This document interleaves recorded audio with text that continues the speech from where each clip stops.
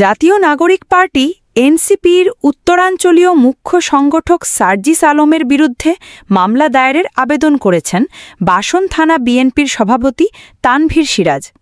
সাংবাদিক তুহিন হত্যায় বিএনপিকে জড়িয়ে অপপ্রচার করার অভিযোগ এনে ১০ কোটি টাকার ক্ষতিপূরণ চেয়ে এই আবেদন করা হয়েছে।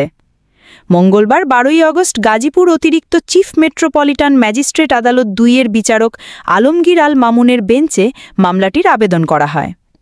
আবেদনে তানভীর সিরাজ বলেন, অপরাধী চক্রের ভিডিও ধারণ করায় সাংবাদিক তুহিনকে নির্মমভাবে হত্যা করা হয়।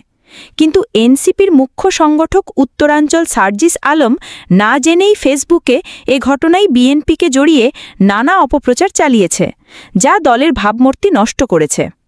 তানভীর সিরাজ আরও বলেন, এরই মধ্যে জিএমপি কমিশনার এই হত্যাকাণ্ডের মূল রহস্য উদ্ঘাটন করেছেন, যেখানে রাজনৈতিক কোনো সংশ্লিষ্টতা পাওয়া যায়নি বলে জানিয়েছেন তিনি।